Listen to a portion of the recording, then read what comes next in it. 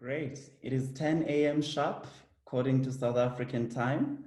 Good morning, everyone. My name is Zolani Metu. Some of you may have engaged with me via email, so it's probably exciting to see that I actually wasn't a robot, because I think someone was even wondering whether the responses from me at midnight were automated. They were not automated. They were direct responses from me. I'm a livable and breathable human being.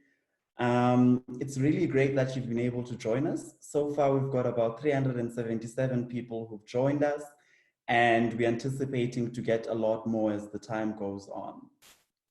Just a bit of background. My name is Zolani, as I said, and I work for the Jakes Gerwel Fellowship as a programs officer. So we're really excited to have you today on this webinar. Now we're going to start, but I think before we start, I'd like to sort of give a bit of a background of, why we're here today and what we're doing. And I think this background, is something that's obvious to many people. This is nothing new, but I think we're here today because we're finding ourselves in a particular juncture where we're confronted with a global epidemic that has threatened the lives of many, but also an epidemic that has seen the closure of many schools around the world. I think a report by UNESCO indicated, I think around the 29th of March, there were already about 165 countries that had already put a schooling moratorium. And so that's something quite significant. And so it's great that you're able to join us today for a conversation really on what educating in these interesting times would or should look like. We've got interesting panelists, and I'll introduce them a bit later as we go on. Now we're sitting at about 441 people joining us, which is really exciting. We're going to see a lot more people. So I think I would like to just go straight into it without wasting people's time. So the process that we're going to follow today, I'm going to share with you right now.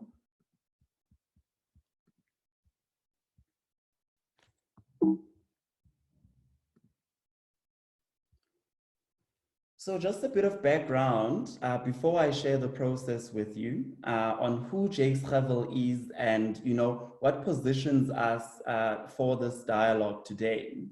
So we're in the business of nurturing expert teachers who embrace innovation and lead change. So the Jakes Gerwel Fellowship is interested in nurturing people who aspire to becoming expert teachers, people who aspire to becoming social entrepreneurs, and also people who aspire to becoming educational leaders. We also believe that in nurturing these kinds of characters, we'll be able to positively impact schools in South Africa. So that's just a general high level of who we are as the Jakes Gerwel Fellowship. Now, to kickstart this conversation, we're going to have Gugumbata, who is one of our candidate fellows, to just ground us and share some of her hopes and aspirations and also her Jakes Gerwel journey with us. And without wasting any time, I'll hand over to you, Gugu. Thank you for joining us. Okay, I hope everyone can hear me. I think I unmuted myself. Yes, you are. Okay, cool. So as I was introduced, I'm Gugumbata. I'm studying at the University of Cape Town, and I'm in my final year. So I guess I was just brought here to bring my expert knowledge on being a student at the moment, which is quite great. I'm so happy to have this opportunity to be able to share my view of what I'm experiencing, but also I want to bring light into a holistic view of what other students could be experiencing wherever they may be right now. So as I said, I'm studying at UCT, and this is my final year, and I'm hoping that by the end of this year, I can graduate with a BCom in Management Studies before going to do my PGCE next year.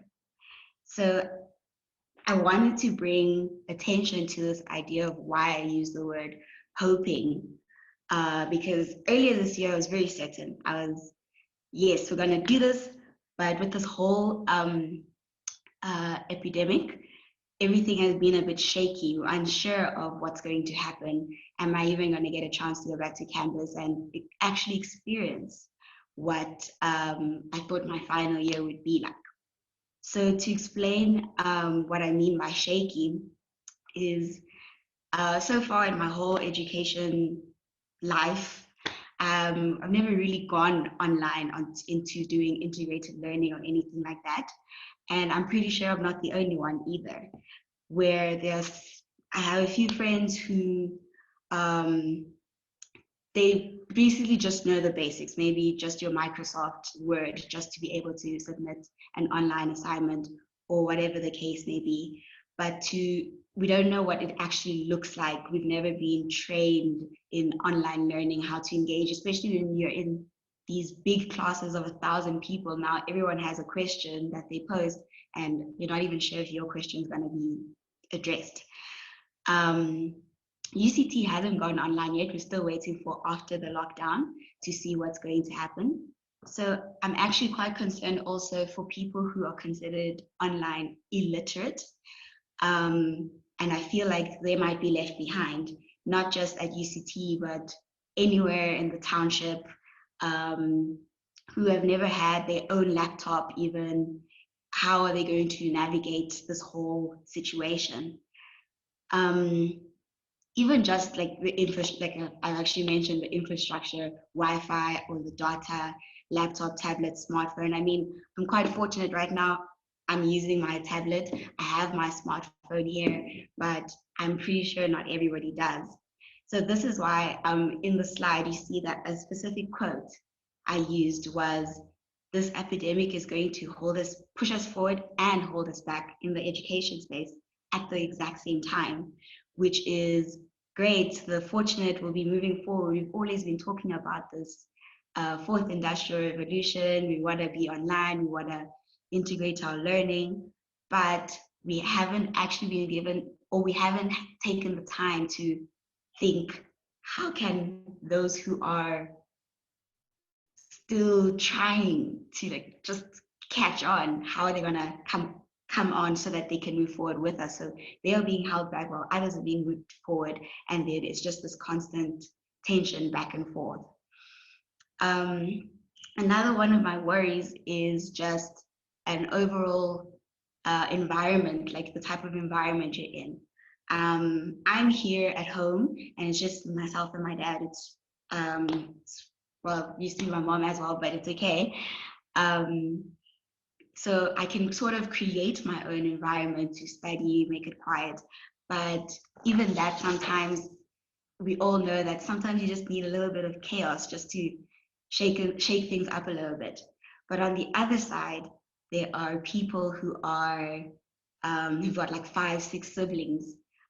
They might be the oldest, and all of them are young, so they kind of need this constant attention, and then they don't know when is the time to keep quiet or give my brother or sister a chance to study. You know, it's crazy. Yeah, so that's just the thing. The environment is, we've gotten so used to being at university. If you're a university student or even a high school student, you have created your own environment. Maybe it's away from home, maybe it's at home, but now you're kind of forced to be in this specific space at your home. And now it's kind of taking a toll on your mental stability for some people. And yeah, it's something we need to work around. Then my final concern would be around educators. Not sure if they are even equipped. Even myself, I'm worried, will I be equipped if we have to have another epidemic? I mean, I watched an interview with on TED Talk, and it was Bill Gates speaking, and he did mention that in another 5 or 6 years, we might have another epidemic. And by then, hopefully I would have been done with my PGCE and maybe at least a few years into my experience. So will I be able to handle this type of thing? Also very dependent on which school do I end up wanting to be at. So from my experience being at UCT, I've only had 2 courses that were fully online. One of them was stats, the other one was something called EBM, evidence-based management. So I feel like they've sort of had practice. They've figured out how to make their videos look expert-like, and they show nice examples and graphics and stuff. But for departments that are doing it now for the very first time, I'm not sure what that's going to look like. You know, some of the courses that I take, they don't even do any lecture video recordings. So this is going to be quite interesting to see, are the lecturers and teachers going to be able to keep the same standard as they would have face to face? And yeah, that's basically what I'm thinking. That's all the things that I've been sitting with, thinking about, not sure how are we going to move forward, how are we going to bring the people who are left behind to come along with us. Yeah, these are all the issues that we need to be talking about, and I'm glad that we could be here to discuss and start the conversation and see way forward. Thank you.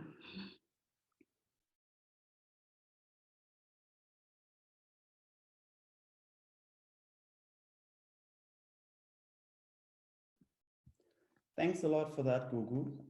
That really does set the tone quite nicely, because I think you touch on a number of issues there, ranging from, you know, your experiences with being at home, what that really looks like. And I think you set the context quite nicely in sharing your experience as a student as well, but also what your hopes and fears are as an aspiring teacher. So I think then that brings me to maybe doing a regrounding of this conversation for the few people that have joined us. I think we're sitting close to 600 people now.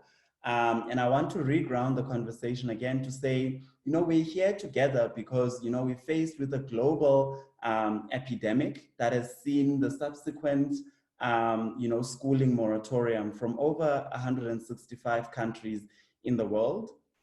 And I think it's a reality that has sort of shined light on, you know, perpetual inequality that we're facing, not only in South Africa, but globally, because some of these concerns are also evident in other countries. But I suppose South Africa is a great case study, given that, you know, we're rated as the most unequal society in the world. So there's a great conversation to come out of this dialogue. I think we're also together because we share a common interest in being part of the solution. I think it can be very easy for us to fascinate over the past and to fascinate over, you know, conceptualizing the problem. And I think this is one of those cases where, and I think Amand is going to be a very instrumental here, because he identifies as a pracademic, where, you know, we do need practical solutions to a level. And so we're going to follow a very specific process in facilitating the dialogue. So we'll be together for the next 2 hours. I think I should just mention that to put you at ease.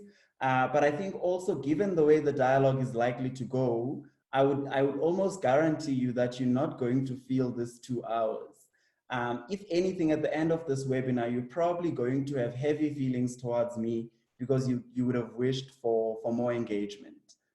So we'll also be engaging through an online platform called Mentimeter. So we would sort of encourage you to go to www.menti.com. And when you get to Mentimeter, you'll be asked for a specific code for answering specific questions. The code will be given to you when the questions come. And also on the screen, when I'm sharing my PowerPoint screen, you'll be able to see the code at the top right corner of each slide. So the code is basically the way you'll be able to answer the questions on Mentimeter.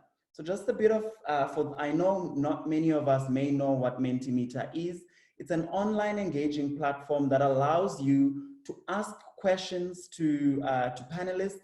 It allows you to write statements.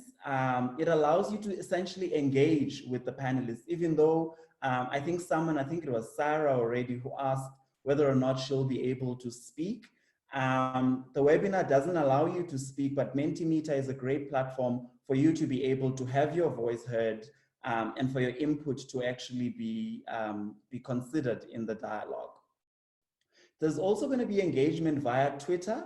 So when you're posting anything in light of the conversation, please tag us at JG Fellowship, tag us at JG Fellowship, and then also we'll be using the hashtag JG Webinar. The hashtag is JG Webinar. There'll be people from the Jakes Gerwel Fellowship team who will be sort of monitoring and engaging with you on Twitter and trying to answer some of the questions that you may have. I also have my colleague here, Usihle, whom I think you can see on your screen. So Sihle will be attending to any other technical questions or any related questions you might have via the Q&A channel. So the Q&A channel on your Zoom screen should appear right at the bottom there. So there's something that should say Q&A. So let's use that for any questions that we may have. And then if you have any specific comments, random thoughts that are coming to your mind, you can maybe put them via the chat room of Zoom. So that's sort of the structure and the process that we're going to follow for today. And then I think, let me just take you through a brief introduction of who our panelists are. We've got, there we go. So one of the panelists is Professor Jonathan Jansen, who is the chairman of the Jakes Gerwel Fellowship Board. Some of you may know Professor Jansen because he's been quite vocal within the education space. He's currently a distinguished professor of education at the University of Stellenbosch. He's also the author of South African Schooling, The Enigma of Inequality. He's also authored Fault Lines, a primer on race, science, and society. He's also written Who Gets In and Why. I think he's targeting, more elite universities in terms of their admissions requirements. We're also privileged to have Dudu Makari, who is an education researcher. Dudu Makari has done a lot of research work around, addressing some of the literacy issues through the use of technology. She's also done research on equipping learners and teachers on 21st century competencies. A commonality that Dudu and I share is that we're both trying to get a PhD and trying being the operative word here. Dudu is also a mother of 4 scholars, so I think she's going to bring quite fresh perspectives in terms of her professional experience, but also from being a mother, essentially. We're also privileged to have Armand Duchette, who's joining us from Canada, and it's 4:30 a.m. For him at the moment. So we empathize with you, but also we are selfishly grateful that you were able to wake up and join us, Armand. Thank you so much. So Armand recently published, he co-authored the 2020, I think it was published in March. It's a report which is titled Thinking About Pedagogy in an Unfolding Epidemic. So Armand is also a pracademic, so he identifies. He's a speaker, a coach, and an author of many, including Teaching in the Fourth Industrial Revolution. So Armand, is more curious around issues of pedagogical innovation in light of, inequalities that we may be faced with, and also issues around teacher development and rethinking learner assessments came out of the report that they've written. So my hopes is that he'll bring fresh perspectives in that light. And then lastly, but definitely not least, we have Marge Brown, who identifies as a social and educational activist. She's also the HOD of History at Rodin. Marge is also the president of the South African Society for History Teaching. So she's likely to speak, with on issues with access and mental health implications of this COVID-19 outbreak. So we're really happy and excited to have our guest speakers join us here today. I think it's a privilege to have all of you all at once, especially given that these are busy times and people don't always have time for engagements such as these. So without wasting any much of time, what I'd like us to do now, I want us to practice using Mentimeter. We'll practice using a few questions that I'm going to share on your screen at the moment. So you go to menti.com and then you'll enter the code that will be shared on your screen right about now.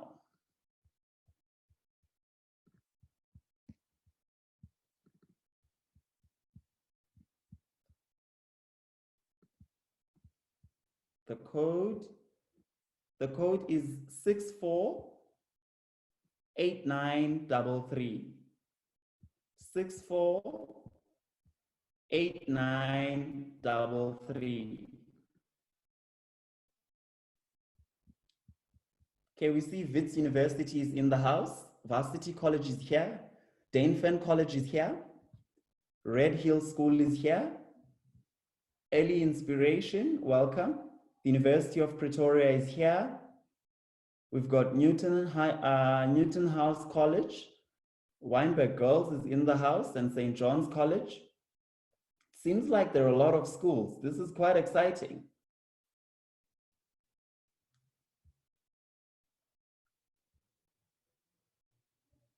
We've got the Ubuntu Football Academy.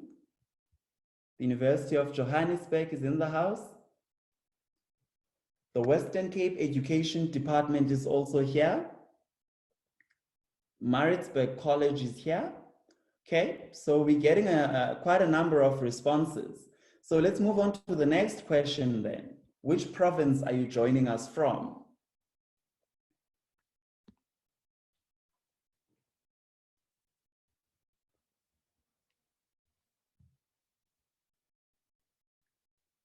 Seems like the Western Cape is dominating so far. I'm quite jealous because I'm in Joburg.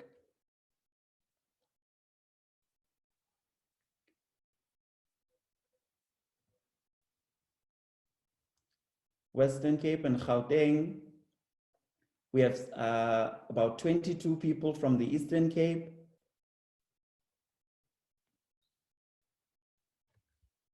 There's some representation of Mpumalanga and Limpopo.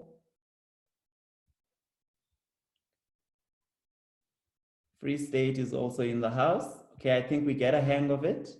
Welcome to everyone from the different provinces. The next question is, what is your role within education? And it's the same code, 648933.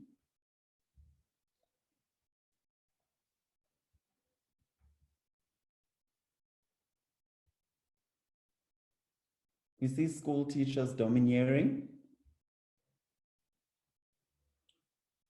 A lot of interest groups and educational entrepreneurs. They're also educational leaders. We also have lecturers.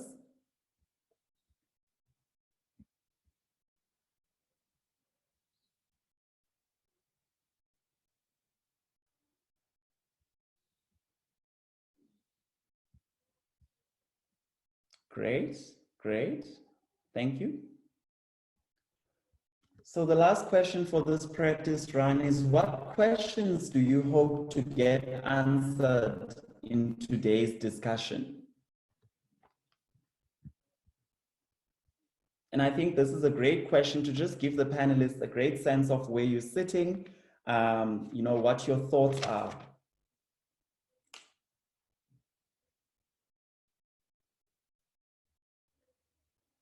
There's a question on data-free websites,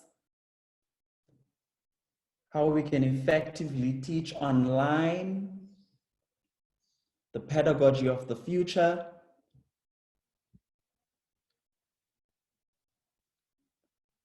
someone else has no answers but suggestions and thoughts. How to offer practical solutions for communities who are not connected or online. Best practice on online learning.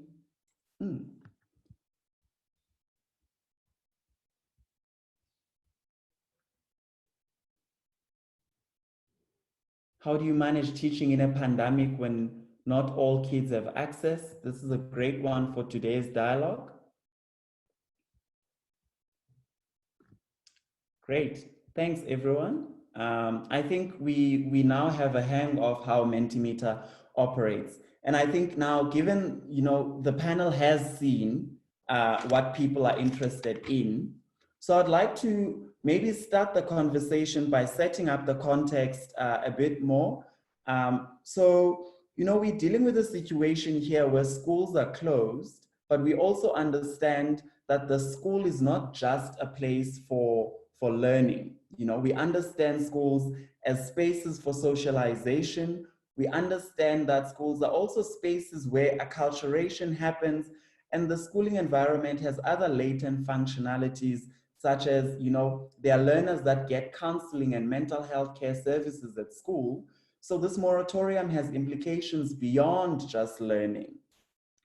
We can also understand from a conflict, perspective, that the schooling environment also has a tendency of maintaining and perpetuating inequality, where, the elite get better schooling, and also through marking and testing, where you've got a division between those we consider to be bright and those we consider to not be so bright. And these are the distinctions that perpetuate the sort of inequalities that people are starting to raise through the comment section. So I want to say then, and I'm going to put you on the spotlight, Prof. Janssen, I'm going to start with you. Having seen, some of the hopes for today's conversation, and bearing in mind the situation that we're dealing with as South Africa, how would you conceptualize the situation we find ourselves? How would you sort of conceptualize this situation we're in? Well, thank you, Zolani. Look, the first problem that we have is the problem of digital inequalities. In other words, the virus doesn't cause inequality, but it shows up, it reveals the inequalities in, for the sake of this discussion, the school system. And so clearly schools that already have online learning capacity are the schools that will do better in a pandemic of this kind, especially if it extends, for weeks and even months on end. And the schools that still struggle to get decent textbooks, and teachers who are qualified to teach, and the basic infrastructure that we know is so lacking in the poorer provinces, especially. So I'm not an optimist or unbridled optimist, let me put it that way, in claiming all kinds of victories for online learning when we know that the rich will get richer, if you know what I mean, in educational terms, and the poor will get poorer. Now, even before the debate on online learning, there's some fairly solid research that shows that online learning disproportionately, favors the middle classes, and so on, just because it's in the nature of the design of online learning and so on and so forth. Now, this does not mean that we shouldn't discuss ways in which we can bring that capacity to the 80% of our schools who are being disadvantaged again in the course of the crisis. But it does mean that we mustn't lie to people and try and imagine that here is a wonderful, solution that the techno-optimists often, wave on television and so on, that says, guess what? We've switched off from face-to-face learning and we're switching on to online learning. Who are we fooling? So I think, I don't worry, let me be honest with you, I don't worry about the bishops and the Rodines, Marge, and the St. Stithians and the Parkwood girls. I don't worry about those schools. They will do well regardless of what happens in this crisis, I do worry about township and the rural schools, because they won't do well for a number of reasons. And so the big question that I think we as South Africans must ask, especially as opposed to wealthy countries in Europe and North America, for example, the big question that we must ask is what does this crisis teach us about how to prepare to deliver learning outside of the norm? Sure. Thanks a lot. That's very comprehensive, Prof. I think you've spoken to a number of things, right? Around the technical optimism that we can share to say there's an opportunity here for scaling digital platforms. There's an opportunity here for us to now start teaching digitally. And I think you're speaking to quite a critical issue, which I think the World Economic Forum also tried to conceptualize this in saying this is the first time since World War II that all schools in the world have closed almost at the same time for the same reason. And so we can anticipate similar effects that the global education system suffered post-World War II. But I think you're also touching on an issue then to say, as much as we may be excited about the opportunity for digital learning, there's still a gap that needs to be addressed. And so I kind of want to get a conceptualization then of what those opportunities look like. And I think Dudu Makari, you've expressed this quite eloquently. So can you take an opportunity, to just express to us how it is, that we can leverage from this, or what these opportunities are around digital learning? Thanks, Zolani. And again, thank you so much for the opportunity to be a part of this this webinar. I share Prof. Janssen's opening remarks around the difficulties that the situation presents and the digital inequality that's really in our face. For me, the opportunities are many, and I think I've used my optimism as a hiding place. I think all of us have gone flight and fright mode as we are trying to understand what does this actually mean for us personally, what does this mean for our communities, and as such, without needing to deal with the negatives and without having to deal with the anxiety that I have, I've kind of been forcing people around me and myself to think of, okay, guys, what opportunities can we take advantage of? How do we start rethinking? How do we start reassessing the situation? And how do we get into a doing mode? How do we get into an action mode around the situation that we're in?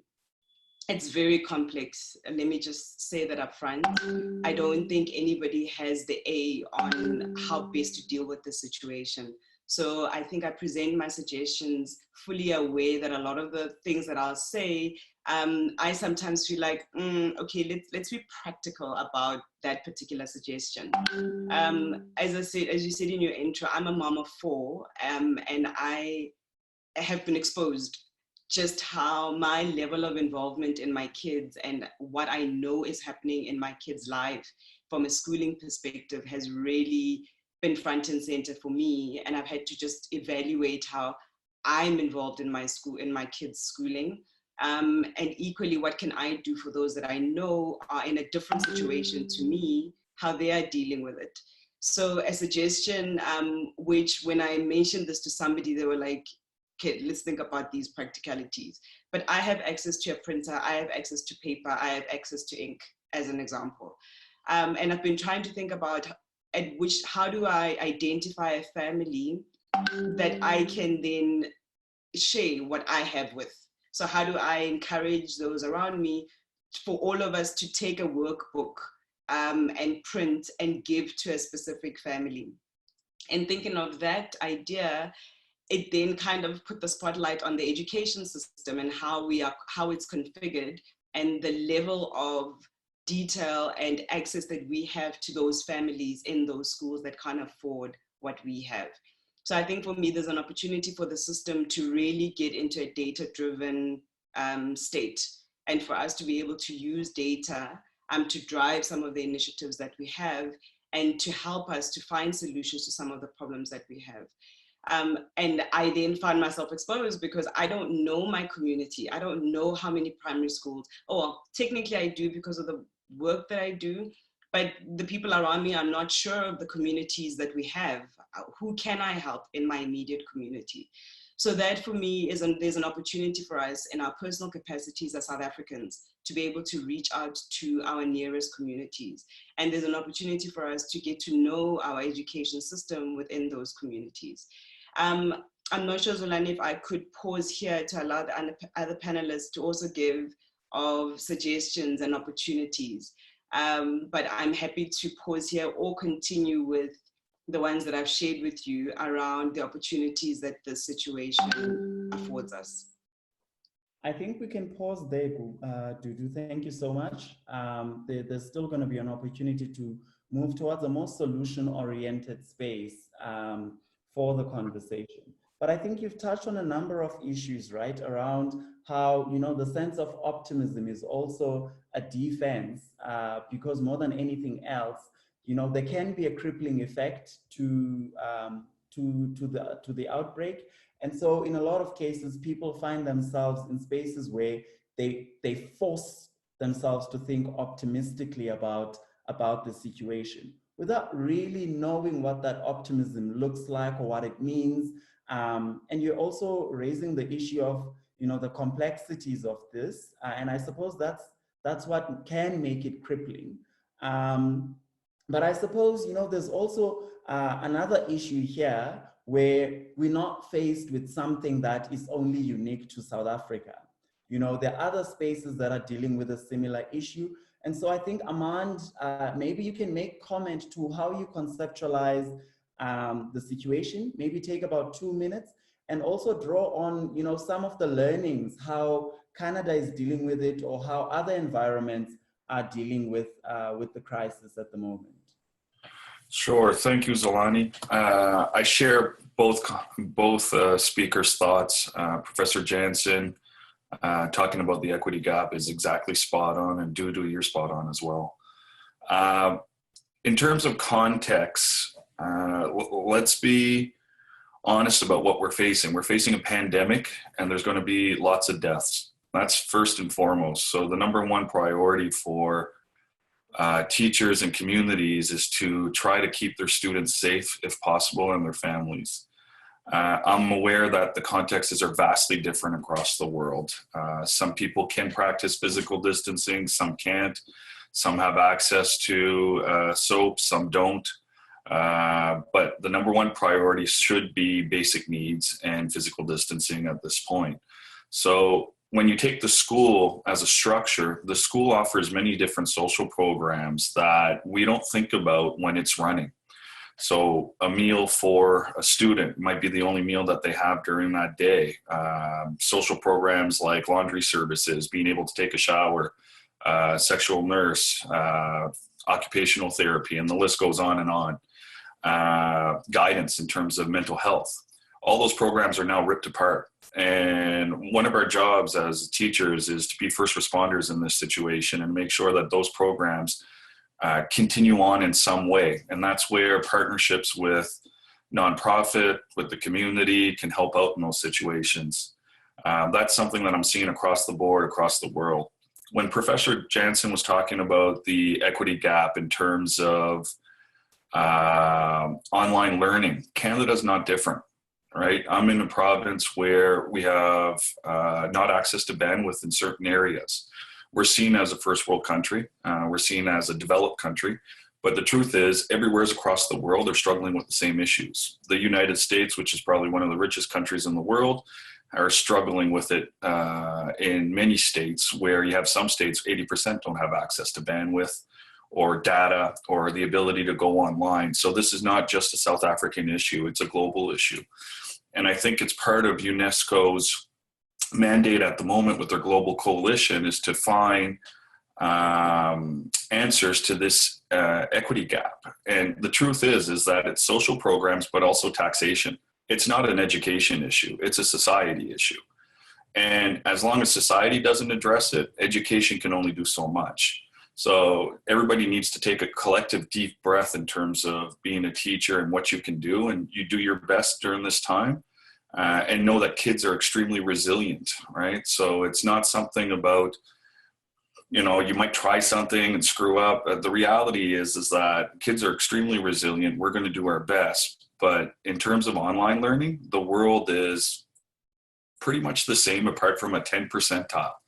Even in South Korea have about 80% of their population that can go online at the moment. There's still a 20% gap there. So what you're seeing across the world is people are looking at, okay, well, how do we fill this gap for this period of time, for this school closure? So I consider it sort of a three-step process. We have a bridge gap measure right now for this school closure. Let's figure out what we can do in this emergency as quickly as possible. We're going to get back to some type of schooling as normal. How do you do the professional development and capacity building during that time? Because we'll probably get another stoppage at some point.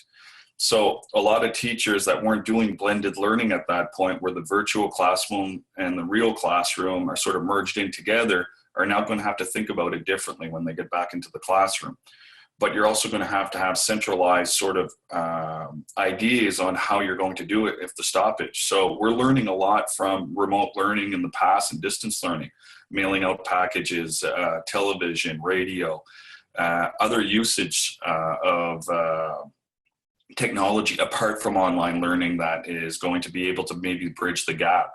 I would suggest in Africa, one of the major things that I've heard is using the cell phone to text out daily outcomes.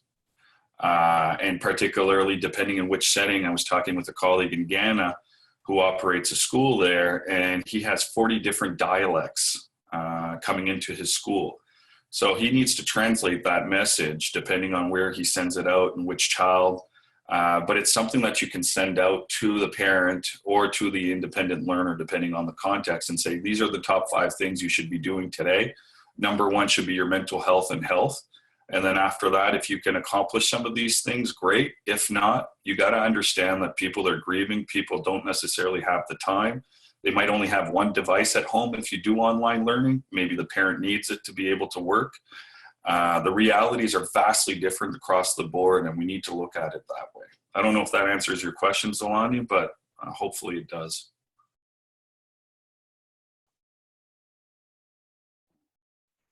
Absolutely, Aman. Thank you so much. That was a great answer and very comprehensive. I think it's great to also get, you know, what the global picture is, and to also get a sense of what the other challenges are in other countries. And you're mentioning countries like the US, which is one of the richest countries in the world, and the idea that there's still spaces where people don't have access to the internet, even in such countries. So it's not necessarily a unique challenge. And I suppose then we also would want to take that with a pinch of salt without letting it cripple us to say, if the richest countries in the world aren't able to solve some of these challenges, therefore that means we as South Africa also would not be able to or would struggle with it. I think it's, you know, it's a bit of a nuanced space for us to engage. And I think I want to come to you, Marge, then. You said something quite interesting, and I want to read out this quote back to you. And, you know, you can give your conceptualization based on this. You said, we have to be educators who help make sense of what is happening around us. And I think I kind of like that, because you place in some level of responsibility on the teacher, given the circumstances. So I think conceptualize maybe this in terms of what you think the role teachers could play, and also conceptualize it in terms of the challenges that teachers are faced with given the current circumstance.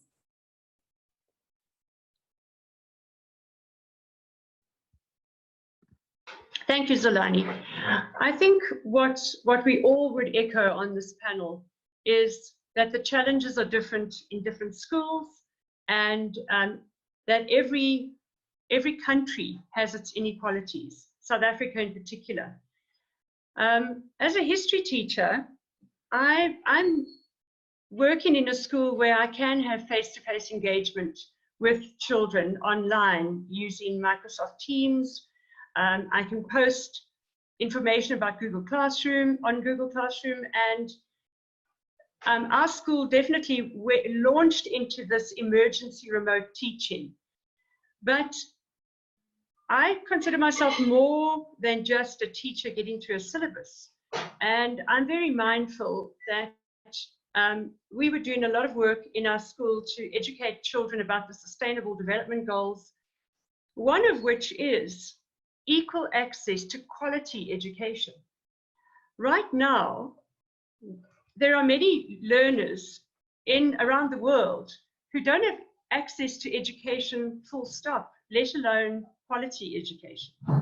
And so I think the challenge is going to be to look at this period of emergency teaching, and I'm very aware that the government, the Department of Basic Education, is trying to provide information on radio, television, websites to help learners self-teach. But it's much more than just getting through a curriculum. And that, I mean, that is the fundamental, is to help learners access information, content, to get through their curriculum. But they are living in a rapidly changing world. And I think for us, the problem also is how to help children make sense of this crisis and make sense of how this crisis will change the world economically, will change the world in terms of how governments are dealing with it, but also how communities are dealing with this crisis. So to give a small example, at the moment, when this crisis hit our country, I was teaching the American Depression in history. And for me, the parallels were quite stark in terms of a climate of fear, which gripped America during the Great Depression, a climate of what's going to happen next, and everybody kind of focusing on panic. And then this intervention of the New Deal, which was much more than just an economic intervention. There were political and social levels to it. And so what I've been trying to do with my students is to also get them to think about that a crisis also throws up huge opportunities. And people will seize those opportunities negatively and positively. So I had a discussion yesterday with the pupils around the fact that in Italy, which has been hit hardest by this virus, there's a real danger now of the mafia taking control of businesses as they go into business rescue or collapse. And what does that mean for the economy of Italy in the future? At the same time, we listened to our President, Cyril Ramaphosa, explaining what the government's trying to do and trying to actually communicate with people. And in America, the fireside chats of Roosevelt on the radio played a huge role in arresting and changing that climate of fear. So I think and that can be done in any aspect of our country, is how do we communicate with pupils, whether we use WhatsApp, radio, television, or we communicate with people who can access online learning through access to data and devices. But I think we have to look as educators beyond just the curriculum and try and help students understand the political impacts of this around the world, the social impacts, the economic impacts, but also to give them hope in terms of looking back at how crises have been dealt with in the past, so that people don't just look at surviving this virus, but also looking back again, that we have measures of relief, we have measures of recovery, but we also have measures of reform, that hopefully we will come out of this having reformed education to some extent, that, as Dudu said, we can cope with the next crisis in a better way.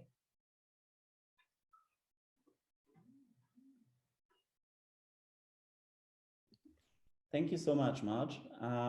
That's a really great way to conceptualize, and I could tell you are a history teacher just from some of the drawings and also the language you're using. I've had to, keep up myself. I'm like recovery, reform, and relief. Oh my God. But I think you touch on quite important issues here around, some of the responses from the Department of Basic Education and what the implications of those responses are, because I think there are responses, and they've tried to make efforts to address the issue at hand. And I'm also looking at some of the responses we have on the Mentimeter, with some of the attendees saying that they anticipate that this lockdown and schooling moratorium is going to significantly reduce pass rates in South Africa. And you were also speaking on the issue of the system being able to recover and reform from this epidemic. And people, attendees from Mentimeter, very few people indicate that our education system will be able to recover from this. So you can see that people are a bit unsure about our ability to sort of recover and I suppose to reform, as you beautifully put it. But now I think I'm curious then, as as the next question to the panelists, and it's something for you to kind of think about as I try to engage the audience. But I kind of want you to think now specifically what the learner outcome implications are going to be, what they're likely to be. I think there's an obvious answer to say pass rates will be reduced, and I think that anyone can say that.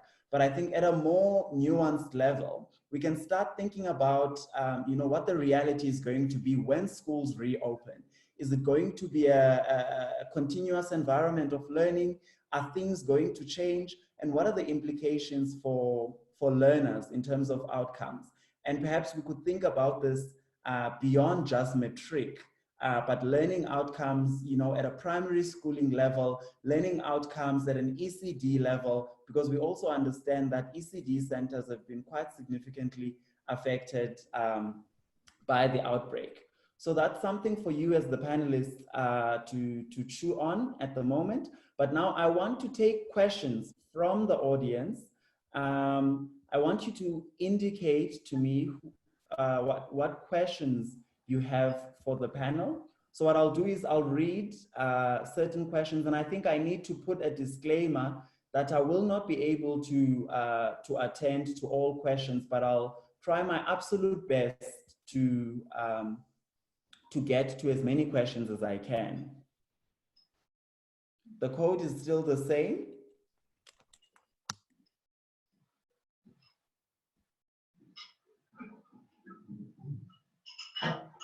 648933. So maybe while we're waiting on the questions then, Aman, you can maybe give us an indication of what you think, the learner-related outcomes might be of this epidemic. And I think, you will bring a fresh insight as well, since you sort of touched on the report with your co-authors. You touched on the essence of teacher development and rethinking learner assessments. And I want to pause on that point of rethinking learner assessments, because I think that does have implications on the sort of outcomes that we can anticipate. Could you speak to that, please? Yeah, sure. Marge is a colleague of mine. We've known each other for a couple of years. I also teach history, and my belief is that it should be talent development, not grading and sorting. And that's always been my philosophy in terms of as a school teacher, which is vastly different than in the United States, let's say, with standardized testing being the overall pressure on the system, or the England or Australia, where the biggest crisis was, why can't we do our A-level testing or A-level standards, and school leaders saying, well, the kids aren't going to be engaged if there's not testing. And to me, that's not education, that's not learning. If you're not going to be engaged because you don't have a test, well, there's a problem there. So firm believer in talent development. And the way I approach my classroom is vastly different than some of my colleagues, but I'll talk to you a bit about what we approached it with in terms of the report. When it comes to television, radio, and mailing out packages, it's very synchronous, it's very asynchronous learning. You're sending out information, you're hoping that they're going to do it on their own time, and they send it back. The reality is it's a bit like a MOOC, where 20% roughly engage with it and send it back. If you look at who's going to be the most targeted on that, or is going to be the most affected, it's going to be our most vulnerable students. They're the ones that are going to lag behind. They're the ones that are not going to be able to do it for vast measures. It could be that they're trying to find food. Could be that they're the ones taking care of their siblings. Could be that they need to take care of the elderly people in their household. Who knows? But the reasons why they are not going to be able to engage with that material is vast.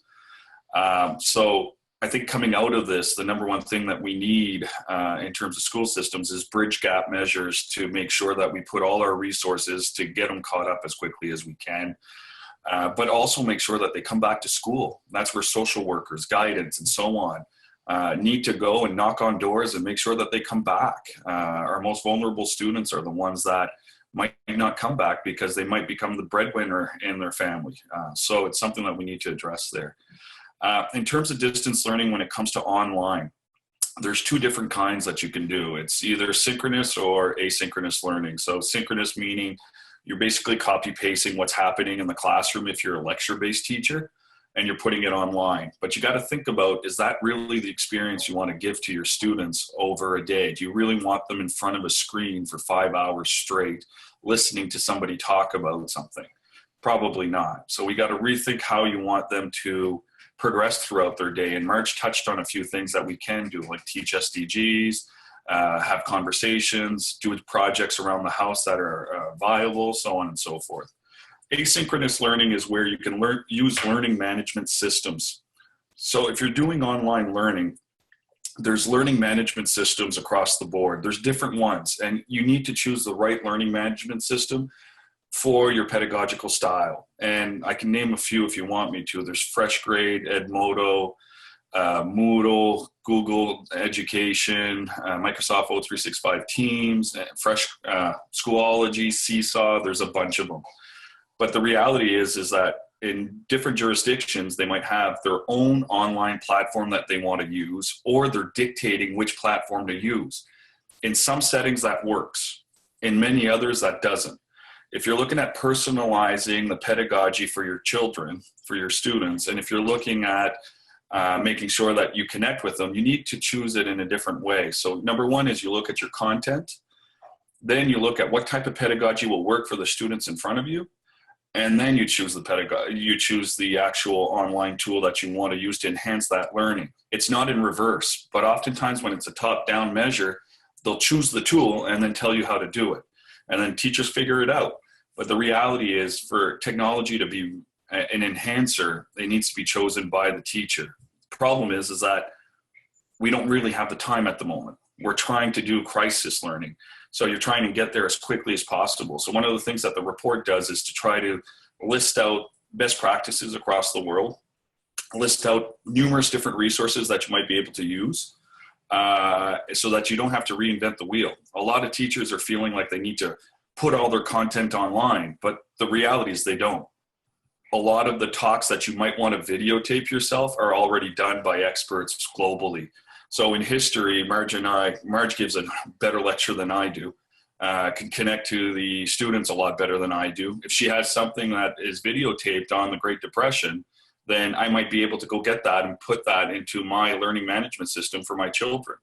And then I can personalize what outcomes I want them to come out with, the discussion, so on and so forth. So it's a really different design for this crisis learning bridge gap measure at the moment. What you're going to find is that there's a lot of teachers within your schools that don't have the capacity to be able to do that technological point. So that's where the capacity building and the collaboration between peers and colleagues, you have to open that up. People need to feel comfortable to be able to have those discussions and say, you know what, I don't know how to do it. I only own a phone and I'm not sure how to put it online.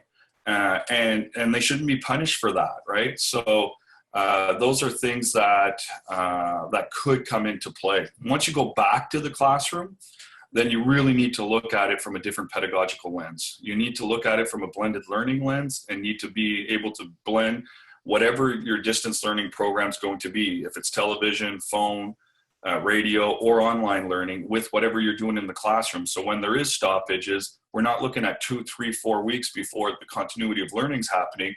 You're looking at 2 days and then you're back on. Again, we think that's Maslow before Bloom, and that's what the report says. It's basic needs first. So when you're approaching it, you got to be aware that grieving is happening in all types of forms, and that it might or might not be happening. But your job as an educator is to catch them up once they come back. Sorry, that was a bit long-winded. I apologize. Oh, no problem. It wasn't that long, actually, Aman, so no guilt. Thank you so much for that. So you're touching on a number of issues, right? Around, bridge gap measures that can be taken. And you also have a few recommendations of software that teachers can use, which again, I guess, draws us back to this issue around some not necessarily having the bandwidth to be able to even access those recommended softwares.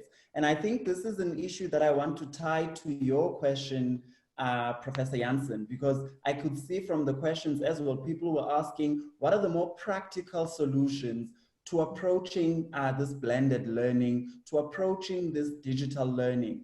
I think people want to sort of move away from the theoretical space and to speak more practically around what solutions we can introduce to ensure that, the poorest and the most vulnerable are not excluded in this situation. I know you've spoken quite passionately to say the way education policy is designed, it is based on the needs of the middle class at times. And so maybe this is one of those situations where the middle class will continue to thrive. But can you speak quite clearly on specific measures that can be taken, practical measures that you think could be taken to ensure that, the threat of poor learning outcomes is addressed?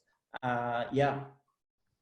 Look, the problem we have, as you know, Zolani, is that the poor learning outcomes existed before the pandemic. Okay, we are in serious trouble, and this is where perhaps I need to point out to our colleague in Canada. We're dealing with the 80-20% situation as far as inequality is concerned. If I grant him that these inequalities exist all over the world, but when the vast majority of your schools, we still have places where kids drown in pit latrines. We still have, that is not North America, I can assure you.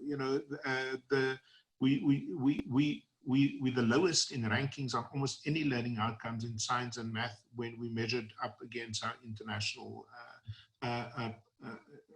communities. So we have a very serious problem here, and in practical terms, this is what I think we should do. When the schools reopen this year, and I hope they do reopen this year, we really need to work on the notion of a reduced curriculum. In other words, if you were to cover 100% of your CAPS curriculum, I think we should allow teachers to cover 60-70% of it and work the assessment towards that reduced curriculum. This South African magical thinking, as people called it, that you can somehow just have cram courses, and reduce holidays and have kids work on Sundays and Saturdays is nonsense. Okay, learning doesn't happen under pressure, and so have a drastically reduced curriculum depending on how long the lockdown is for, and then adjust the assessment accordingly. Now, of course, this is going to have a problem at one grade level in particular, and that is grade 12. So we need to talk about that. But for all the other grades, I think this is not as stressful. And then try to redesign 2021 in such a way, and hoping, that there isn't another major interruption of any kind, whether it's viruses or violence, and see whether the 2021 school calendar can, in a way, make up for. And that means re-looking dates that we normally assign for holidays and so on and so forth. My biggest fear is that the schools reopen, let's say in 5-6 weeks' time. Government then says, you know, have a camp or our educational version of Kamstaldraad, you know, and try and fill kids' heads with a whole lot of the missing information. Let me tell you, it will be disastrous. Learning doesn't happen that way. And so, if I may be a pracademic for a moment, I think that is a practical way to sort out this problem. And then finally, on this point, you must understand that a lot of the interventions that we require for greater equity cannot be done during a pandemic, okay? This is that you've got to do when you have non-pandemic times.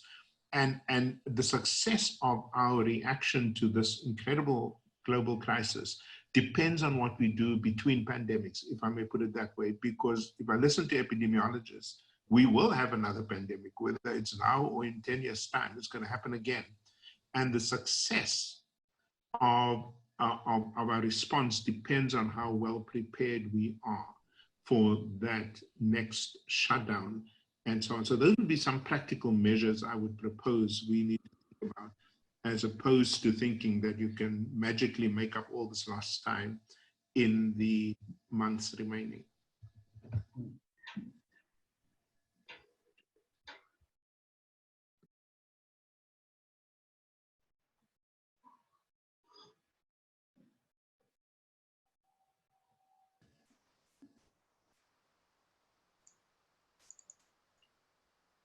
Zolani, you're still on mute. Yes, I realize I am mute. So I was saying, you know, Prof. Janssen, you touched on a number of issues which are truisms for South Africa again, and are also universal truisms. But I think, you know, a point that you're making around reduced curriculum and the adjustment of the assessments, these are key issues which also came through the questions that we got from the audience. And I think something that you were speaking on now is, you know, the differentiation of some of the measures that we ought to take as a country in general in the absence of a crisis, whether it's a pandemic or a natural disaster. But there's specific changes that we want to make or ought to make in our education system. So this epidemic is sort of forcing us in a direction where now we are doing it as a response to crisis, and there might be risks to mitigate even in that front.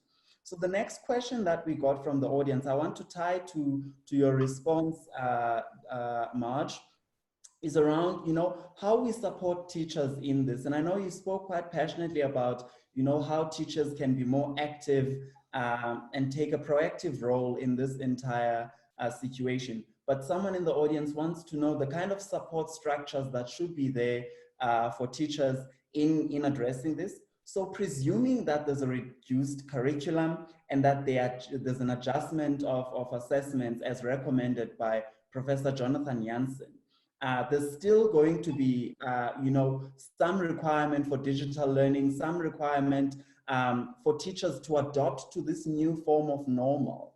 And so what kind of support measures do you think can be implemented to ensure that we've got better learning outcomes, but also so that reduced curricula doesn't necessarily mean that we're producing matric learners that are not able to be competent at university? Thanks, Zolani. I totally agree with the reduced curriculum in a time of crisis, but I think that obviously has to be well coordinated so that tertiary education structures will take that into account in terms of the first year students coming in and what are the expectations going to be according to how schools then have to adjust their assessments. So I think that whatever we do, we must make sure that the one hand knows what the other hand is doing and that it's a well coordinated plan going forward from schools and tertiary institutions.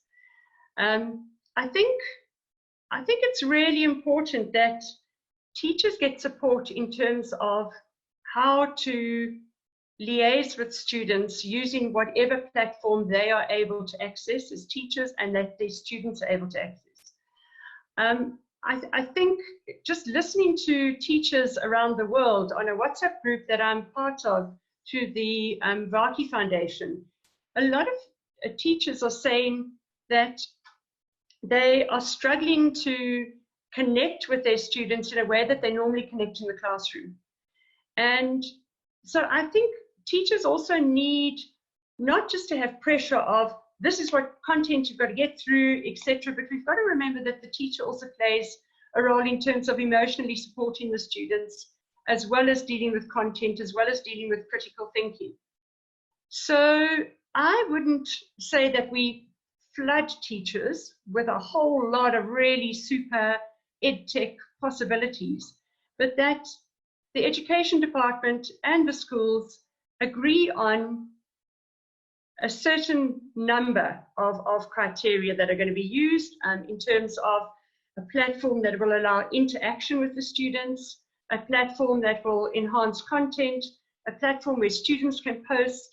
And it's quite interesting that listening to teachers around the world, in a snap kind of interview that my fellow teachers did, that a lot are using Google Classroom, Microsoft Teams, and WhatsApp. And then on top of that, people are using Flipgrid and Padlets and a whole lot of, and voiceovers on PowerPoints. But I think the important thing would be to hit on a certain number for teachers within this crisis situation and say, this would be useful. And then long term, obviously, teachers can be encouraged to take online courses. And there are a lot of online courses on Microsoft Education around connecting with students using different platforms. But right now, I think we mustn't overwhelm teachers or overwhelm students with too many EdTech solutions. We kind of have to hit on a few that really work. But I think the major problem is then for teachers and students is access to data and affordable data.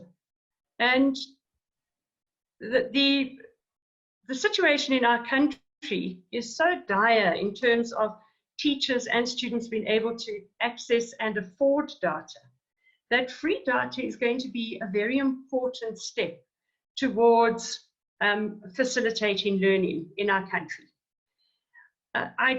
I'm very aware that there are a lot of EdTech solutions, but it's how you access those. And I watched an interesting program on a businessman in Kenya who has provided Moja Wi-Fi, where that's becoming, he's servicing 700,000 people with free Wi-Fi, free access to internet. But that's built into then giving incentives for business to come online, that if people do have free Wi-Fi, they obviously are also going to benefit business and commerce and whatever through what they do besides just accessing free Wi-Fi for entertainment or whatever. So it's to build in those checks and balances and incentives for businesses to also come on board with government. And we do need public-private partnerships within this to make this work. But I think the first step will have to be more accessibility through data.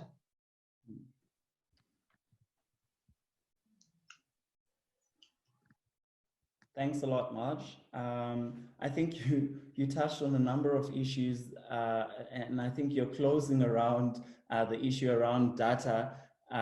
Is nicely linked to the kind of spotlight I want to put Dudu on.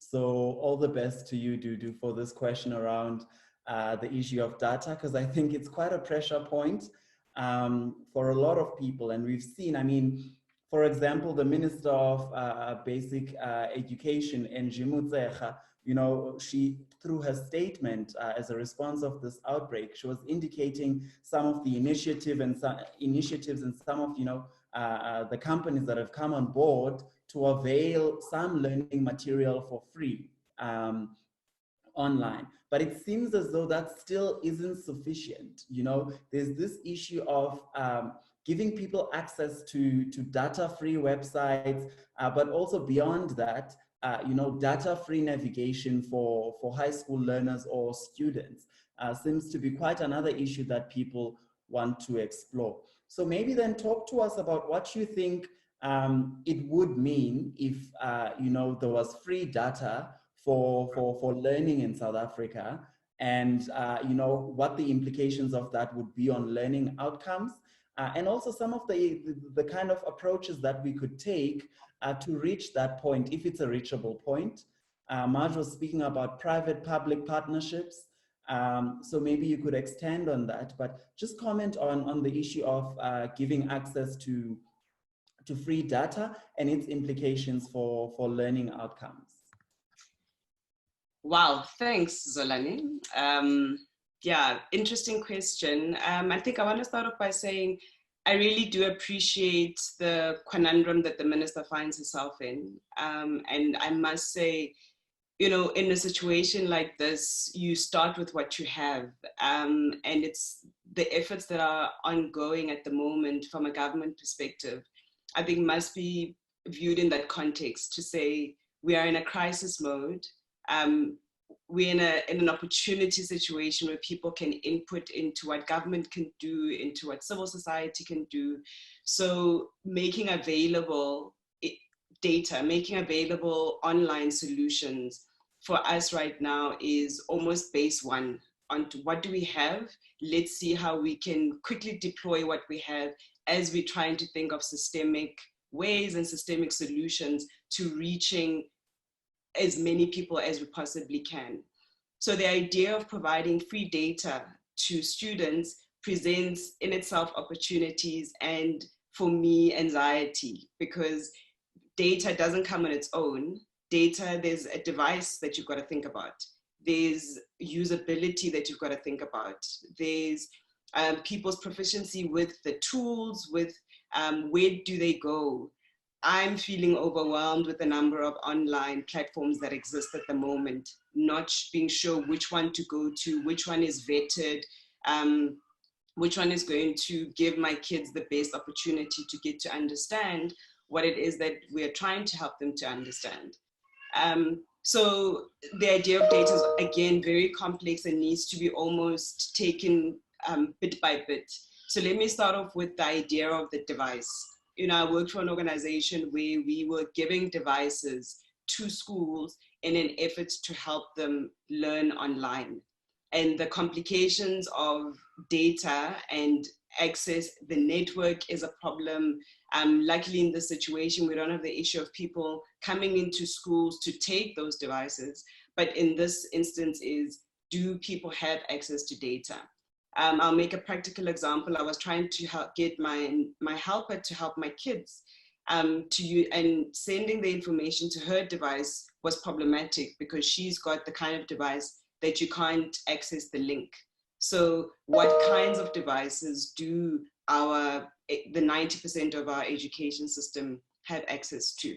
And there's 4 of us in this family, 4 kids. And if I only have one device, I think somebody mentioned that it was Prof, I think, to say if you only have one device and there's 5 of you in the family, how do you then navigate the device issue? So I think that's something for us to think about. The Gauteng Department of Education would have a slight advantage in their online solutions and giving their learners access to devices, notwithstanding all the issues that came with that. But we might have a group of students at the moment who actually have a device. So they've kind of cut the issue because it's not just the access, it's not just the device, but they've got the device, but now it's the data issue that they've got to deal with. And how do you then get the content to those devices? So the device issue is something that I think we need to solve for, and we need to help people think about. COVID-19 has forced all of us into our own homes, forced all of us into our own yards. So, and I always think of things from a communal perspective, as how do I make access to a device like a big, so I was still in the issue of the devices. So I think that's what we need to solve for. And how do we make, for those of us that have those devices, how do we bring them to those that don't in a manner that's not going to compromise people's health? the data-free platforms that Amaj, I think, was talking about also present their own set of issues, is who then carries that data, because it's data-free for the user, but not necessarily for the client, so to speak. So what is that conversation with funders, with NGOs, with people that have access to the funds to enable us to make those data-free platforms truly data-free? Again, the issue of the device will come into effect, because most of those platforms have to sit on a smartphone or sorts where people can actually access that, that content. So for me, the issue of data is not just like singular. It's quite, you know, it's got a few layers. I wanted to make the point, Zolani, around the learner outcomes and its implementation, if you would just allow me to digress for a little bit. You know, the psychosocial nature of things is what, for me, is going to be a big learner outcome implication, is the type of kids that are coming back into our environments when this lockdown is done and dusted. You know, we've got learners that come from compromised communities, compromised homes, and their state of well-being and their state of minds is something that the teacher is going to be needs to be awake to. Which then for me is, what are we going to put in place for the educator to be able to deal with those psychosocial issues that are going to be as a result of where we find ourselves post this COVID-19 situation. So, and the classroom culture and the school culture is going to be, for me, such an interesting thing. I really want to be part. I really want to go into the schools post this time, because a lot of people have been in their homes, not having access to other people. I'm just wondering what the reaction of all of us is going to be when we now need to reintegrate into our environments, and the impact that's going to have. So the role of the teacher for me, and I think Prof and Armand mentioned this, is going to be so crucial, because they're not just going to be responsible for curriculum and outcomes and all the academic stuff. It's now, how do they deal with the kinds of children that are now coming into their environments? Are they themselves ready? What have they been going through during the last couple of weeks? And how will they then in turn internalize their own anxieties and where they've been for the last couple of weeks? And how are they going to impact the learner? And again, what opportunities are they taking during this time? You know, professional development, continuous development, this whole idea of a growth mindset. How are our teachers using this time to upskill themselves, to deal with all the subject issues that they may have had, to really learn to use this opportunity as a learning opportunity? And I know it's rich coming from me, who might not understand whether teachers have access to tools and devices that will give them the opportunity to do continuous development and professional development. So I really want to take this opportunity to encourage our teachers to, as much as they can, I'm sure lots of us still have lots of textbooks that we used to use. How do they use this time to upskill themselves, to be able to transition back, and to be able to use this time to be able to empower their learners when they get back?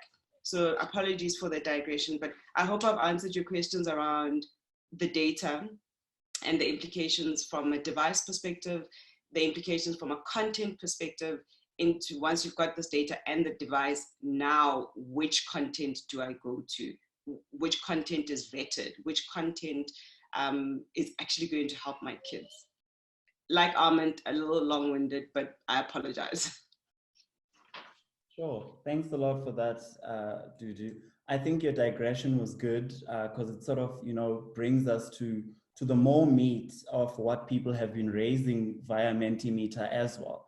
You know, my mom's a teacher, and we often make the joke that when you're a teacher, you have to be a social worker, a policeman, you have to be a psychologist, and you must still be a teacher on top of all those hats.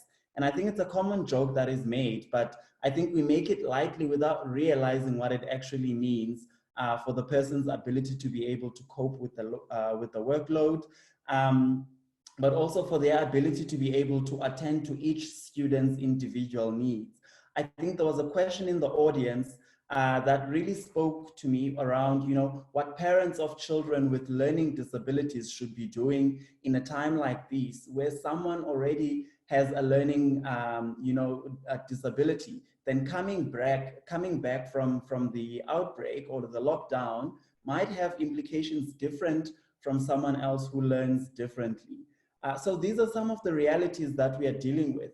But Dudu, you were touching on issues around, how this lockdown and outbreak is going to change classroom culture, issues around the fact that we may give people access to data, but there's still issues around devices and who has access to devices, at the moment. And then you're also touching on the more psychosocial realities of the situation we are faced with, to say that not only the learners are going to, suffer some mental health consequences of the outbreak, but the implications extend to the teachers themselves. And so there should be some measures that we're planning to take in place as we prepare our education system for recovery, I suppose. And then so some of the key themes I've picked up from the audience link us to this conversation now of how do we better prepare our education system? Because I think it's come up in the conversation that we're likely to face another crisis. It's not going to just be, an epidemic, whatever. It could be a different crisis that we're faced with. It may not be at this scale, but I think what this crisis told us was that our education system's agility is quite compromised, that our education system isn't necessarily as adjustable beyond the four walls of a classroom. And so there's a conversation that we need to have then on how do we better prepare the education system for future crises, but also how do we enhance its agility in times like this. So some of the key themes, and I'm encouraging you all to pick up each theme or one theme that you think you can speak to quite passionately, and maybe take 2 minutes speaking to that. Someone mentioned that perhaps this is an opportunity for us to rethink exam culture and exam practice. What we see examinations to look like and what exams are, but also our preoccupation with examining people in the manner that we do examine them. I think that ties in nicely with your insights around talent development, Amand.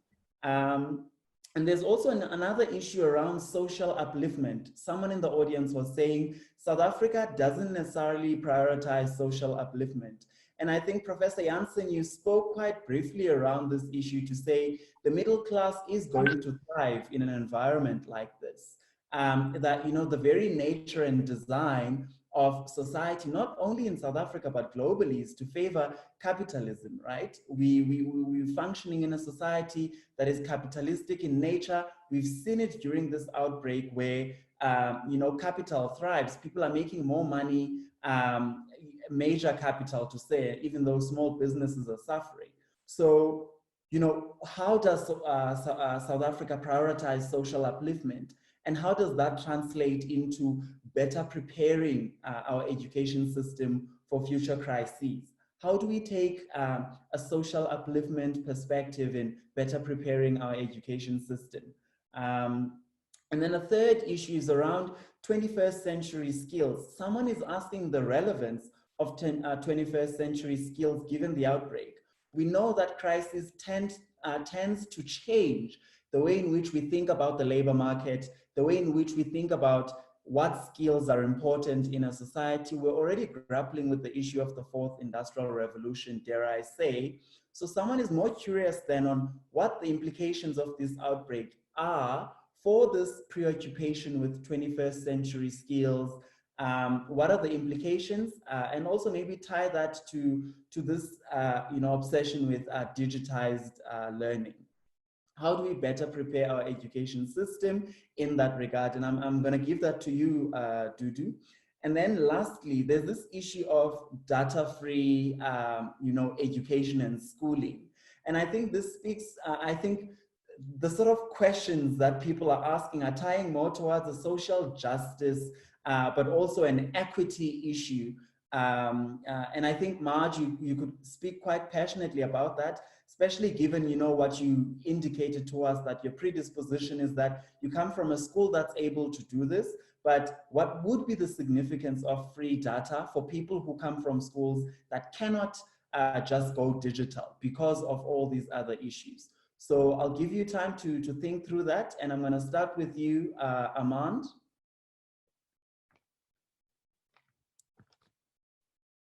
Can you re-ask the questions you want me to answer, Zolani? There was a lot in there, and I lost track once you started going into the other three. I apologize.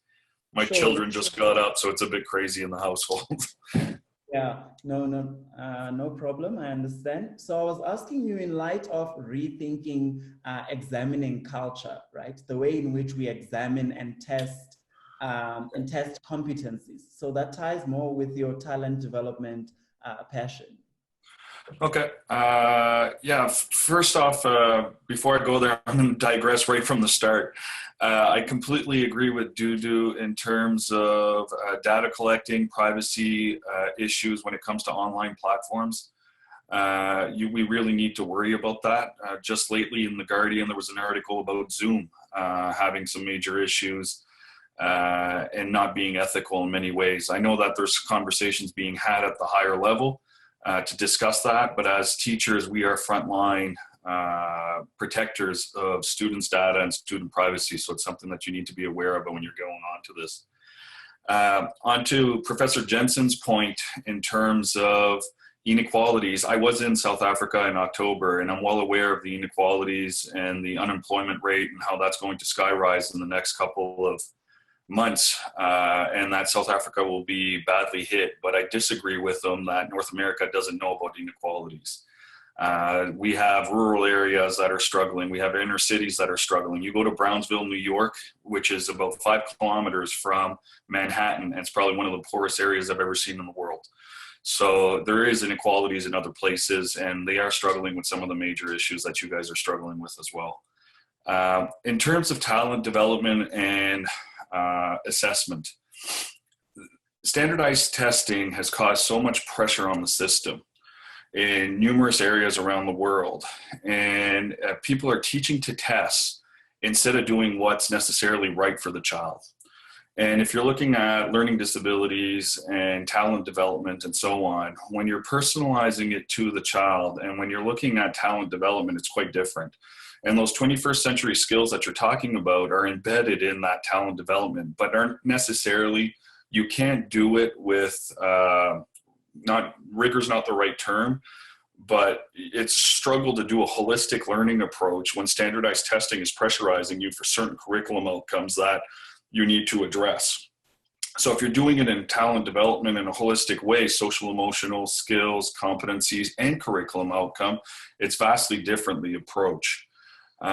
So when you're looking at it from a pedagogical lens, I completely agree with Professor Jansen when he says that right now is not the time to cure all our problems right in the middle of this pandemic. We just got shut down. Now is about trying to figure out what can we do for continuity of learning as best as we can. But as we're progressing through this, we need to start really looking at, okay, how are we going to innovate moving forward to be ready for that next step? And part of that is a holistic learning approach that looks at talent development and outcomes-based versus sorting and grading. And when you go into the classroom and you set up your classroom that way, it's vastly different. It's about relationships. It's about talking with your kids, knowing where they're at, and then helping them progress from there. It's very much more of a facilitator in the classroom. And I hate using the word facilitator because it takes away the professionalism of teachers to designing that learning experience. It's not just getting on the side and letting the student run and constructivism fully and that's it. No, there's an actual design process to that. It's asking the right question for them to be able to think, collaborate, and move forward, to be able to ask further questions, to be able to continue on their progression in that journey. So when you're looking at a blended learning approach with a holistic view of talent development, it's vastly different than when it's sorting and grading and teaching to a test. I can teach to a test and bring everybody up to a certain standard. That's not a problem, but that standard's going to be McDonald's. It's not going to be fine dining. And you want everybody getting up to fine dining. You want everybody at great schools, not at a level that's just acceptable. The old system is built on a level that's just acceptable. We needed bureaucrats, people that could count, people that could sort, people that could do a regular job based off a time clock, go in, go out, make sure that they can be civil in society. Now we need people that can answer critical questions together collaboratively. And I think this is what this panel is doing, or trying to do, is trying to put ideas out there. And with the chat, you're seeing numerous other ideas come through. I would want to give one thing to worry about. There is no magic pedagogy, right? There's no magic wand that will say, hey, this is the be all end all of what we're doing, right? When you're using pedagogical toolkit, it depends on the time, and it depends on the student, and it depends on the context, and you need to be able to use the right tool at the right time. It's like, if I decide to build the deck backyard and I'm using a saw instead of the hammer, it ain't getting built, it's gonna get destroyed. So you gotta use the right tools at the right time to be able to push your kids forward. And I completely agree with Dudu in terms of psychosocial. We've approached it in our report with Maslow before Bloom. And when we're coming back, it's gonna be the same thing. Depending on where you are in the world, it could hit extremely hard. And the United States actually, not right now, is the epicenter of this crisis. And if you look at the way the United States is set up, they are probably the ones that are going to be hit the hardest in many ways in OECD countries, not necessarily across the world, but in terms of developed countries, the United States, the one that's supposed to be the beacon of hope and whatever else, will be the one that will be destroyed because of the Constitution and individualism. So it's something that you need to look at, and we need to be ready to globally collaborate, and you don't need to reinvent the wheel. There's plenty of things out there that you can go take a look at to bridge this gap before then looking at how are we going to innovate in our schools? How can we approach this? How can we look at it from a community point? What can we address and go forwards? That's, for me, what I think is the most important. Zolani, I'm going to have to hang up here because I have another call in about 10 minutes that I got to get ready for. But I really appreciate the opportunity to discuss. If anybody wants to reach out to me, you feel free to do so. Obviously, my context is not yours. I'm just providing some ideas. I'm definitely not providing solutions for the South African context because it's vastly different than mine, and I'm well aware of that. Thank you. Sure. Thank you so much, Armand. Really appreciate your insights. It's sad that you have to leave, but I understand you've got another commitment. Thanks a lot for joining us. Thanks, Armand. Sure. Great. So I think Armand has put us in a very specific position now where he's speaking more broadly around what standardized testing means, but also what it means to focus more on developing talent more than assessing people's memory or ability to recall information, which I think he asserts that examinations are much like that. And so I think that brings us to this next point then around the 21st century skills and what that really means given the epidemic. Dudu, take your time. Thanks, Zolani, and very interesting comments that are coming through on the chat group. I've had the privilege of working at the Ed Hub at the NECT around trying to understand and grapple with the issues of 21st century teaching and learning. So we spent the last year just trying to understand A, what those skills are, and B, how do you actually teach critical thinking as an example? What does meta learning and cognition actually mean? What are the issues around all these competencies that we talk about? You can name them, the list is quite long. How do we ensure that our educators possess those skills and are actually able to teach them and transfer those to the learners? Our CAPS curriculum, a lot of people say, and we've seen, and there's evidence to that effect around these competencies being in the curriculum in CAPS. And so for us, the project was really around how do we then take what we have, and help the teachers actually teach it. As I say, structured lesson programs, I know the teachers in the rooms are gonna get out their daggers, but for us, that was really the starting point, because we know all the bad rep that structured learning programs have in some communities. But for us, it was an opportunity to say, let's start with what we have, and let's use the environment that we have to test and pilot to really understand what the issues of 21st century teaching and learning are about. So we've gone through a process of understanding what those competencies are. We've used the CCR framework, which is the Center for Curriculum Redesign. We've taken that framework and we are unpacking it in our context.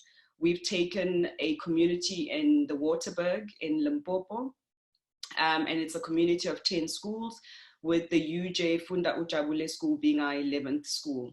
And including UJ, the UJ school gives us a nice opportunity, because we're able to see the nuances that come with a relatively well-resourced, extremely well-run school, and juxtapose that to the environments that we have in the Waterberg. And we've got a mixed bag, and I think I can genuinely say those schools are generally well-run. So the project allows us an opportunity to see how differently the competencies are actually being experienced. I like to use the example of understanding what critical thinking is. You know, I think we kind of pass the word around quite freely, but we sit down and we try to unpack it. What does it look like? What is an example of critical thinking? What are the what's the signposts that we can point to when we know that the teacher has it and therefore is able to transfer that skill to a learner?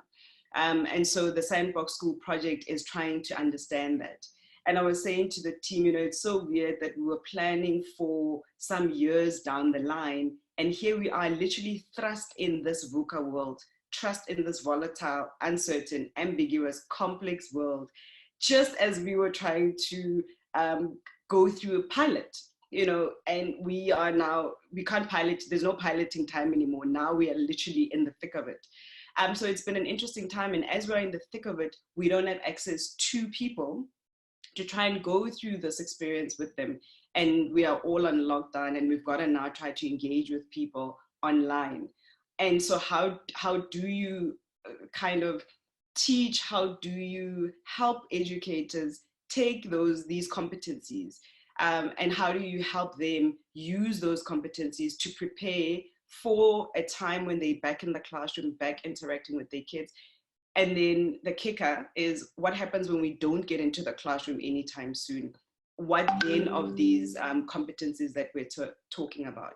So, you know, so at different levels, these competencies for me present the opportunity to say, how do we take these competencies? And for us, for those of us that might not be familiar with the competencies that we are trying to pilot, it was around literacy, around issues of collaboration, critical thinking, creativity, ethics, and mindfulness was the two other competencies that we really wanted to play around with and see how do they find expression in our schooling system. And the issue of metacognition and meta-learning.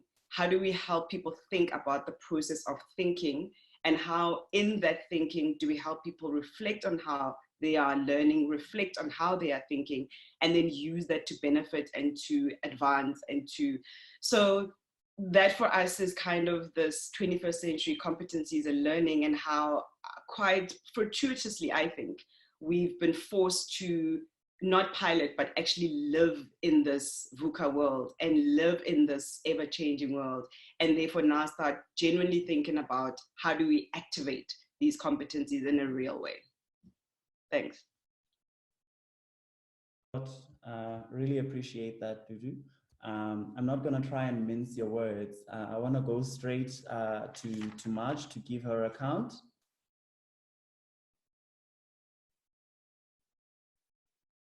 Thanks, Zolani.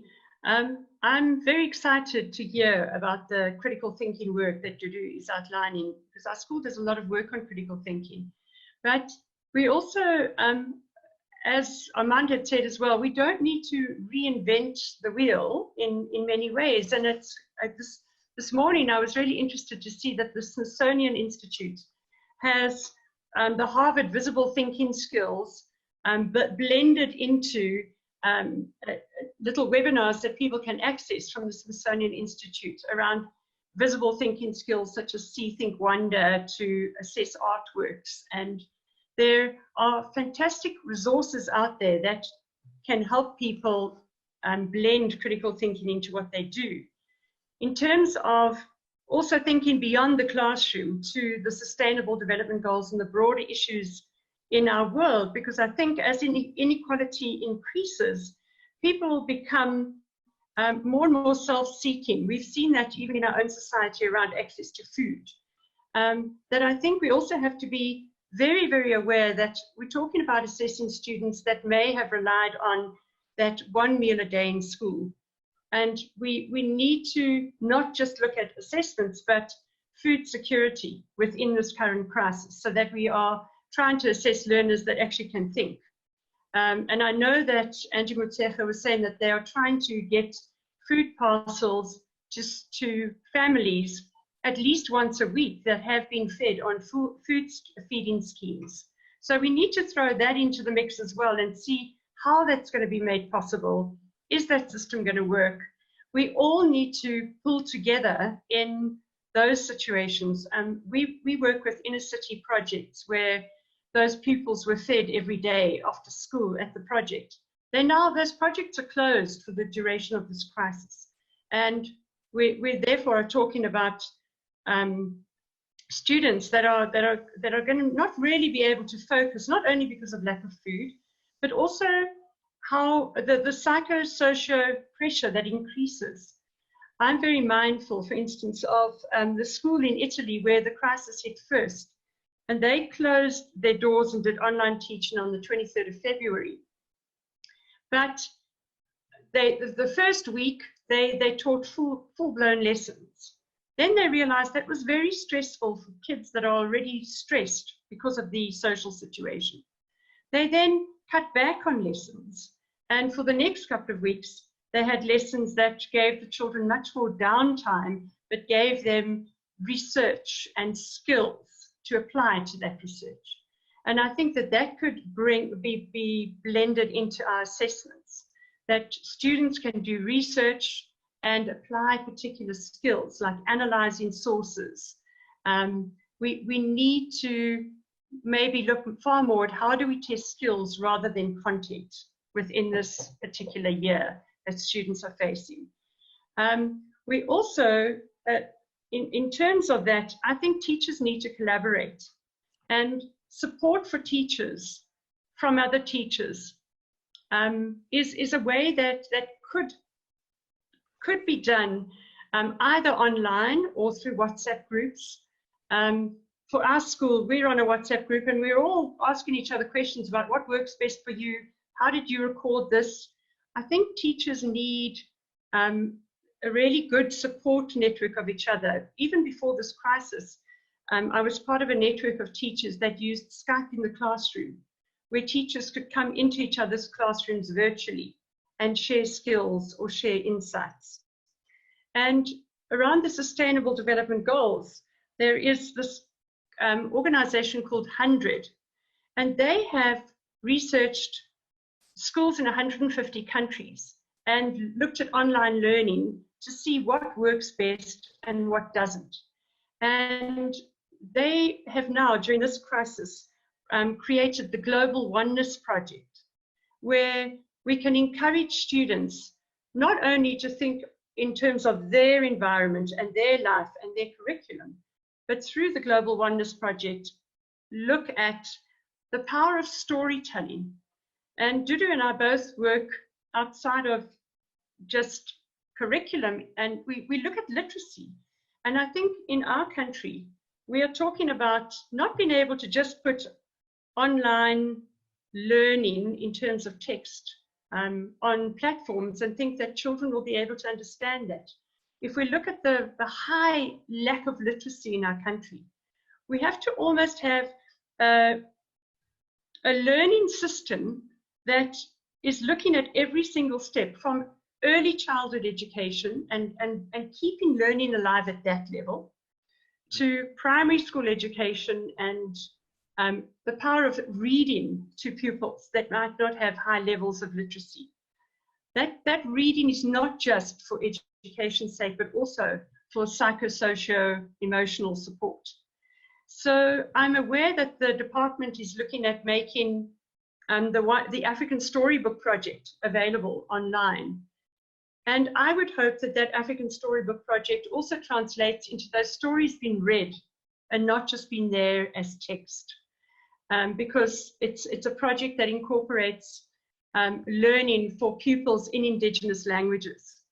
And so we have to look at this quite holistically in terms of the different levels of education, what pupils can access and what skills are needed then. Thanks. Sure. Thanks. Sorry, I had to try and disturb you there quite a bit. I'm very much aware of our time. I'm trying to keep this to 2 hours as promised. So I want to get to you then, Prof. Jansen, to give your account as well. Maybe you can take 3 minutes, just really giving your account in this regard. Okay, so I thought this was a very useful 2 hours, and I want us to stay focused though. My focus is not on the middle class and the wealthy schools. I just want to be clear. Our focus should be on the majority of schools, and Armand is wrong. The majority of their schools don't look like the majority of our schools. I've lived in North America for 10 years cumulatively, and I can tell you it's not the same. So we need to design for Southern Africa, for South Africa, a particular set of interventions that deals with the 80% of our schools. Now, it's very important to understand that when we reset, that is post-corona, okay? The open question is whether we will be able to develop this comprehensive approach that everybody's speaking about. So if you look at the wonderful questions and comments that have come through while we were speaking, it's everything, right? It's from school hunger. It is children with disabilities, it is about all of this stuff. And I've lived long enough to know that when we reset, this government and this civil society is not going to deal with all of those things at the same time, sadly. So stay focused is my first thing. And when I say stay focused, I mean the majority of our schools. And number two, solve the basic problems first. The basic problems in our schools is not online learning. The basic problems in that 80% of our schools is teacher subject matter knowledge. Teachers are not competent enough to be able to teach at the grade level in things like numeracy and literacy in the primary grades or science and mathematics in the higher grade. You can go online learning till you're blue in the face and have data discussions till kingdom come. Unless you solve the problem of the basic competence of our teachers, through no fault of their own, as we know, but unless you deal with that issue, the online learning debate is a middle class debate. I'm sorry to tell you that, okay? And I'm not saying we shouldn't get there, but I am saying you're not going to solve the fundamentals that is wrong in our school system by starting off with a high level debate about data. Not gonna happen. And number three then, we then must deal with the social conditions of learning. It is absolutely true that a child that comes to school hungry cannot learn. That's level 3. We have to be able to deal with that. I'm not so sure the schools can do that, by the way. And I agree with Armand here that a lot of these things are only solvable, in the broader society. And so what I think we haven't talked about, and I just want to make this very basic point before we separate, is here's a unique opportunity to prepare pre-service teachers. Forget about in-service teachers for the moment. Our pre-service teachers, the things that universities do to prepare them for this new reality that faces us. So just for teachers, for example, to be able to learn about blended learning and to be able to learn about alternative assessments is already a big step forward, even as we prepare them to deal with the very, very basic problems that we haven't yet resolved. in our school system.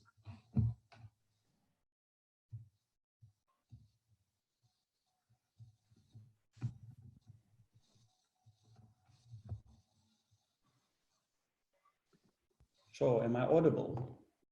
You are. Now you are, yeah. Oh, thank you.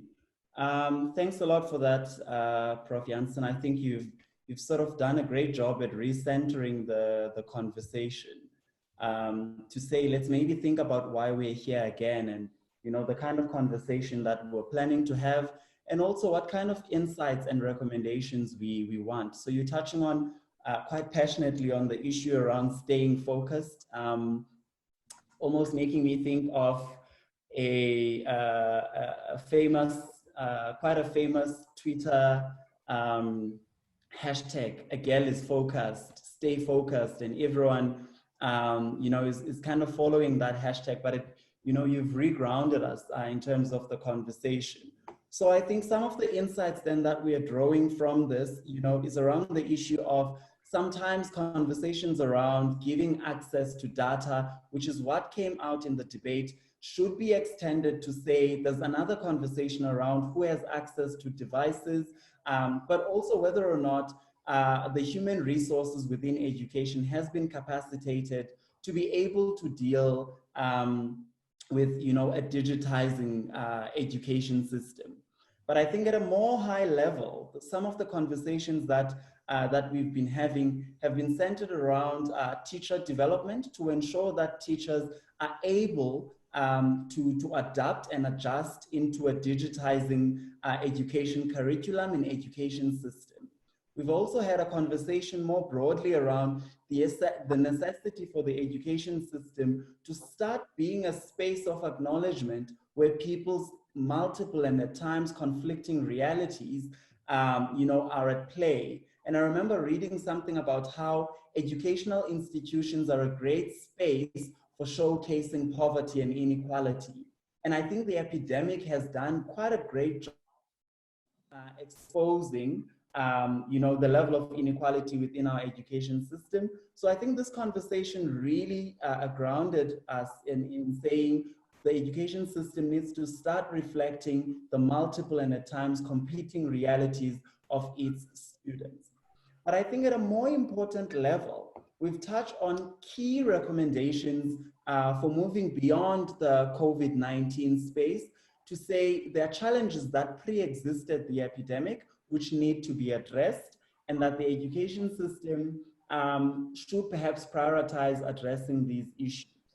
And then also, there's a recommendation that as we digitize, we need to start training teachers and prioritizing rethinking assessments and the way we assess learners. And I think it was Dudu was speaking about rethinking assessments in a sense that we now assess skill more than we're assessing memory and recall. And I think those are wonderful insights. So I really want to thank our panel for sharing this time with us today. It was really wonderful to have you. And I can see also the feedback from the audience is quite positive. So I want to thank people for joining us. And if you're more interested in the Jakes Gerwel Fellowship, you can visit our website at www.jgfellowship.org. And then you can get more information about the fellowship and the scholarships that we provide as a fellowship. And also just a reminder that this is only episode 1 of a series of 3 conversations that we're going to have. There's another conversation that is happening next week, and I would encourage you to rejoin us and to invite more people if you think, there are great insights that are being shared here. We're also prioritizing making sure that this doesn't just end here. So we'll make the video publicly available. There's also a publication that is going to come out of this conversation. So thank you so much for joining us, and thanks to our panel. Thank you. Thanks, Zolani. Thanks, Thank you Zolani. to everybody. Thank you to everyone. It was a great time. Thank you.